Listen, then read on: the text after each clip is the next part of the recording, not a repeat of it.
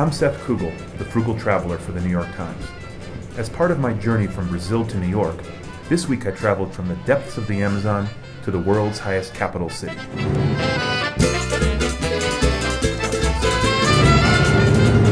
The first leg was aboard the Dois Irmãos.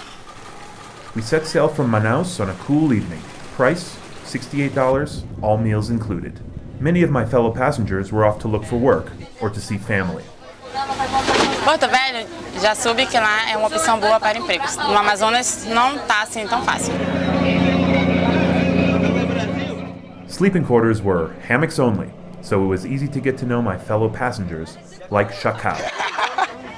Ei, esse aqui é esse dente de crocodilo, eu matei para tirar o dente e algumas coisas que eu faço. Fala sério, você matou? Matou e comi também, matei, comi e tirei o dente.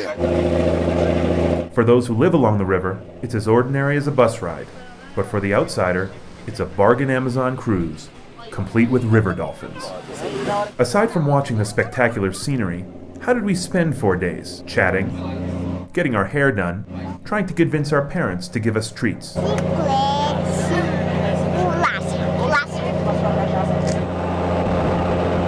Well, most of us survived on a diet of rice, beans, and meat. Fine by me, but this chef, a Brazilian living in Barbados, found it monotonous. Oh, the food is... You can eat if you're hungry, but it's not good. You eat to survive. After 3 nights, the boat ran into trouble at our second-to-last port. Foi tão fácil, quebrou a palheta do barco, vamos ficar ilhados aqui nesse lugar, cheio de bicho mordendo a gente aqui. Not everyone quite understood the problem. Furou o pneu. Anyway, 5 of us crowded into a taxi and took off into the Amazonian night.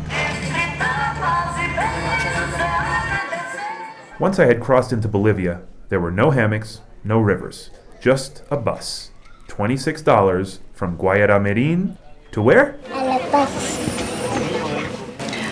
El tiempo de aquí a La Paz son 2 días, señor. She didn't mention the roads were unpaved. We jolted through the flat Bolivian tropics and then into the mountains. I asked a young passenger what he'd be doing on board. He got that right. People had an amazing ability to sleep day and night through some bone-jarring terrain. One fellow passenger who did stay awake was a coca leaf salesman named Abe. Aquí en Bolivia,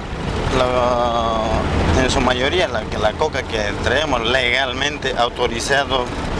So he's going to show me how to chew coca leaves because we're going up into the hills now, and one of the things tourists often use coca leaves for is to battle altitude sickness. I wasn't sure how to chew the leaves.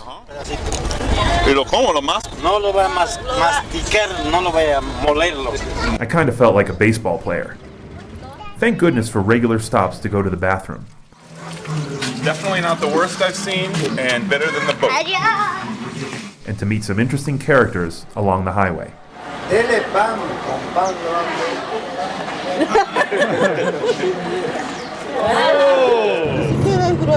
The scenery was breathtaking. The heights, on the other hand, remember this was a double-decker bus, and these were hardly London roads, were sometimes terrifying.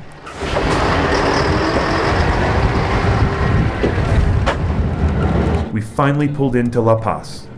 After 36 hours on the bus, I'd made it. But even if I could catch my breath here at 12,000 feet, I wouldn't have time. Next week, I'm off to Peru, Ecuador, and Colombia.